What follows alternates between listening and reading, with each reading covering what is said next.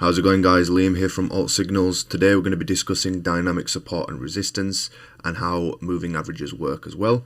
So as always, if you could give us a like, subscribe, hit that notification bell, and let's get into it.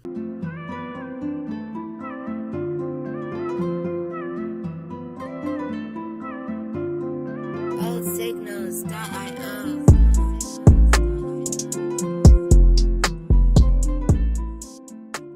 Okay, so here we have an example of dynamic resistance and dynamic support using moving averages. So if we look at the dynamic resistance, essentially what we're looking for is a breakthrough of the moving average, and then from that a follow-up back to the moving average, and that now playing as resistance. The same can be shown here on the dynamic support. So again, we break through the moving average and we retest the moving average, and what we would then see is it now playing a support. So we would see a continuation to the upside, and the dynamic resistance, now we're going to see a continuation to the downside.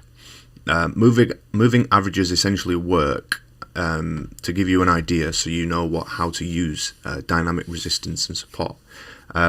You would take the number of candles and their daily closes, and you would divide it by the number of candles as well. So let's say you wanted a 10 moving average.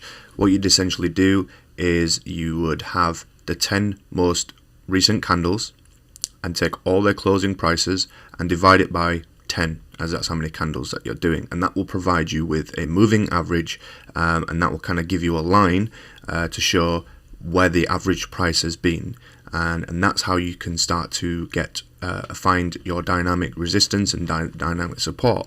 By having a larger moving average, what you're doing is taking more information, more data, and it's giving you a more accurate price. And a lower moving average, again, it's giving you less data, but it's more reactive, so it doesn't lag as much as, say, for example, we have a 10 moving average that's going to take 10 days into account, and a 100 moving average, and that's going to take 100 days into account. So if the price moves up significantly on one candle, you won't see that affect the 100 moving average, because it's taking 99 candles into consideration to provide an average price. Whereas the 10 MA, the 10 moving average, that's only taking them up to the 10 most recent candles into account. So you will find that the 10 MA will react more to price change than the 100 MA. So there are benefits to both.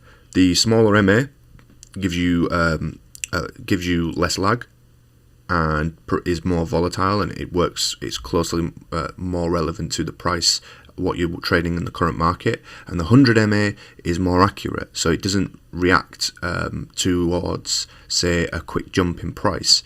That would eventually take that into account moving forward. So there are benefits to both, but what you can do with moving averages, you can have more than one, and then this will allow you to have a better understanding or a better view of some dynamic resistance or dynamic support. And also the two variables that are used to understand moving averages is the number of candles and the number of closing prices. That will give you your average, and also the time frame that you're trading on. So if you're trading on a 15-minute, 30-minute, an hour, a day, that will also affect the moving averages that you have on your chart. So if you're working on a daily moving average and you do a 10 MA and a 50 MA and a 100 MA, they're going to take 10 days, 50 days, and 100 days. But if you then move to a smaller time frame, to say, let's say, an hour, it's only going to take the 10-hour candles, the 50-hour candles, and then 100-hour candles.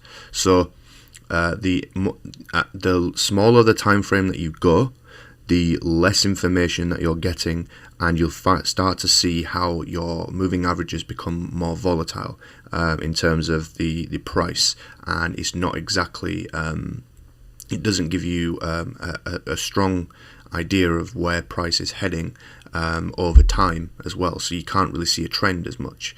As well, another thing regarding trending or trends, higher time frames do incorporate more data, and that allows it to be more significant in terms of price. But the higher time frames trends are made up of essentially lots of lower time frames, which will give you your trend overall.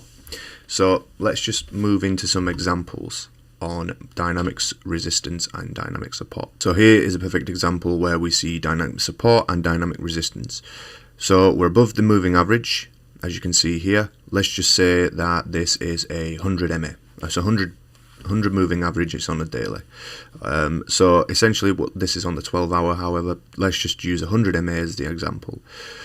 So we see price come down and essentially hits the MA. And what we're seeing here is, as soon as it's touched the MA, it's now acted as support. So it's catapulted the price up as soon as it's hit this MA. And now we can say that if the price comes down again, there is a likelihood of it moving back up once it hits this moving average. So we see here, we see the support play off, and we see a rise in price.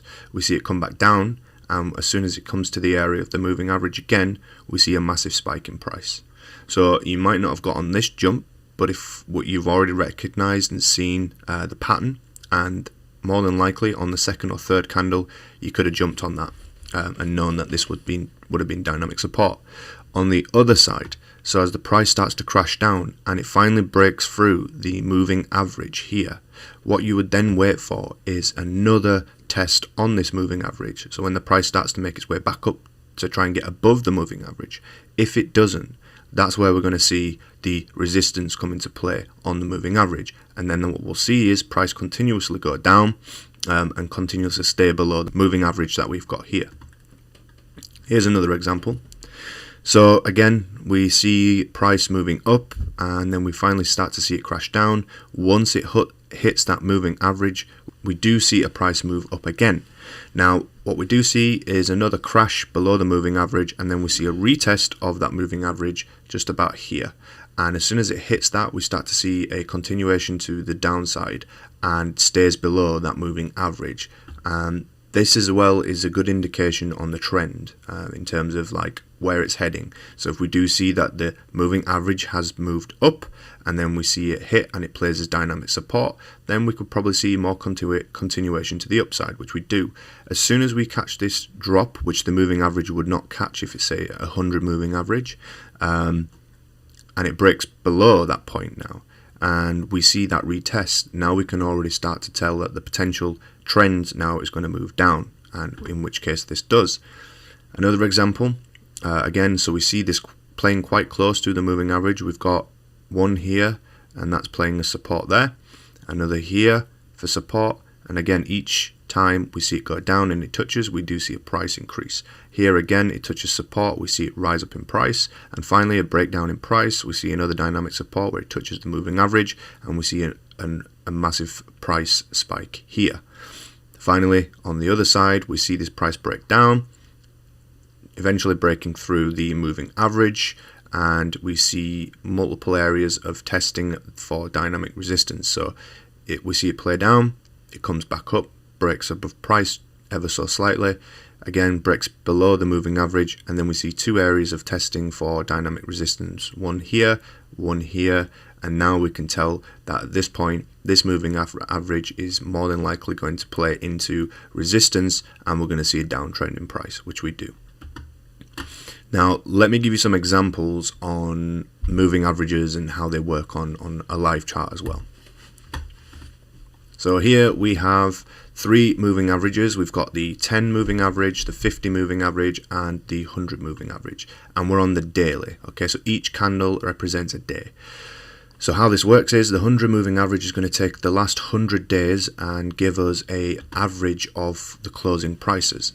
And the 50 is going to do the same thing, but with 50 daily candles, and finally the 10 is only going to take the last 10 into consideration. So that's why you can see that the green is pretty much stuck to the price action that's going on here, and then the orange is playing a lot more kind of mid-game where it is following price, but it's taking longer to get to the price where it is. And then finally the 100 moving average, where this essentially is our biggest benchmark where we look at price, and if we see how there's a few crossovers here. So when we see the price go up, so if we're looking back in December and we follow the price up, we see our 50 moving average play as dynamic support here. So the price actually crosses through the 10 moving average, and what we see is the 50 moving average playing as a dynamic support. We see it hit here and the price rises up, and it also breaks back through the 10 moving average, and we see that spike right up, and then we see it break through in price here, and it looks like it's about to test the 50 moving average again, and then we see another price increase. This is as well interesting because you can see here when the price does finally start to break down, we only see that around about here. So at that point we're already going to get onto the next candle and the price goes up and we see it follow. But again, this is taken into 10 days. If I change that 50 to that 10 to say a 2-day, you can see now how literally it is locked into where that price action is happening right there. So put that back to 10. Okay, so then again we see the price break down below the 10 moving average and we see it hit the 50 moving average here. So again, it plays as dynamic support. We see it rise in price, and then this is where we start to see some differentiation and potential, and also the resistance coming into play. The price breaks down through the 10, then breaks through the 50 and hits the 100 moving average. Now you can already see that the moving average is still continuing to go up even with this massive price breakdown, but we see the green catch it and the 50, the orange, kind of play a level out this point here. So the price drops down, it touches the 100 moving average, and that is now played as dynamic support. We see it rise in price, it breaks through the 10 moving average and also breaks through the 50 moving average. But then what we see is another breakdown in price where we break through the 50 and the 10, and finally we break through the 100 moving average. At this point, when we close below the 100 moving average, we don't even see it come close to the price again. What we do see, however, is how the 10 moving average at this point is pretty much looking like it's playing as a dynamic resistance to some extent, where the price, anytime it's getting close to the moving average, we see it break down further. And then finally we see here where it breaks through the moving average, drops again, breaks down, breaks through again, breaks down.